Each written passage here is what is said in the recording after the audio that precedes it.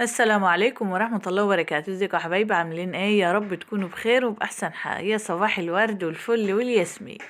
تعالوا بينا النهاردة نعمل شوية جرس بسمسم مش هتنسى حلاوته. دولت نص كوباية مية، عليهم كيسان خميري، وثلاث معالق سكر او ربع كوباية شاي سكر، وهندوبهم في بعض حلو كده. وهنحط معلقة كيك شيف عليهم، ده على كيلو دقيق يا حبايبي، لجميع الأغراض جميع المستخدمات. وهنقلب الكيك شيف حلو فيهم كده. وهنيجي نحط ذرة ملح بتاعتنا، دي أهم حاجة في الحاجات بتاعتنا، المعجنات بتاعتنا. اللهم صل وسلم على سيدنا محمد. ديت ربع كوباية زيت، يكون زيت نظيف عشان ما يبقاش ريحة يا حبايبي في العجين. هنلف فيهم حلو في الدقيق حلو كده. وهنحط الخميرة بالسكر بتاعتنا، وهنعجنهم بقى بكوباية مية. لو حابة تحطي معلقة لبن بودر او لبن من بتاعنا العادي، لبن حليب عادي مفيش مشكلة، بس افضل اللبن البودر احسن في الجراس. هو المفروض كنت حطيت بس ما فيش عندي عشان مش متوفر عندي، انا عملتها كده، عملناها اقتصادية النهاردة.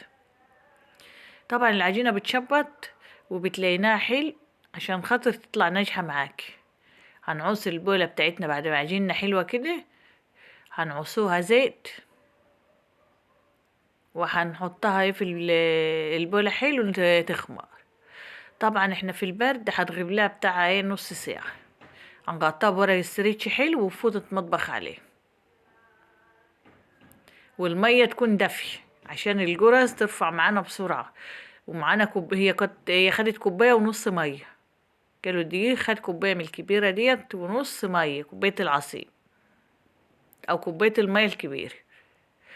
هتقطعها زي ما انت عايزة بقى، من كور حلوة كده زي ما انت حباها، كبيرة صغيرة زي ما انت عايزة، على دقيق بسيط خالص عشان بس ما تلزقش معانا في الصينية او الطبق اللي هنجرس فيه. لا اله الا انت سبحانك انه كنت من الظالمين. زي ما انت شايفين يا حبايبي كده، عملناها كور حلوة كده، عاوزاها كبيرة صغيرة. ولو حابة تعملي من نفس العجينة العيش الفينو، هتعمليه نفس الطريقة. بس العيش الفينو قبل ما تدخليه على الفرن هتشربيه تسقيه لبن بالفرشة، تعملوا له تشريبة بالفرشة كده، وحبة سكر عشان يطلع وشه بيلمع حلو. لو حبيتي تعملي من عجينة الجرس دي، طبعا جرسناها يا حبايبي كور حلوة كده، شوية دقيق معانا على سطح الرخامة كده او على المفرش. وهنحضر السمسم والسكر وشوية الزيت.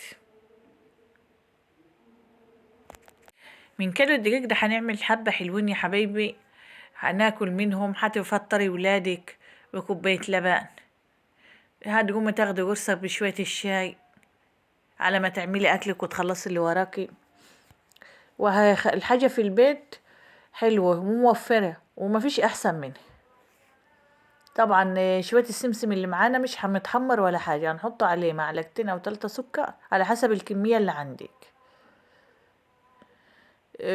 وهتحطي عليهم شوية الزيت، وهتخلي الخليط مفلفل حلو كده، عشان الزيت مع السكر مع السمسم يلزق على القرصة حلو وما يوجعش منها، عشان يبقى طعم القرصة حلو. السمسم بتاعها فيها، مش هنعمله ويقع في الصينية ونرميه، لا عشان يبقى حلو لأولاد.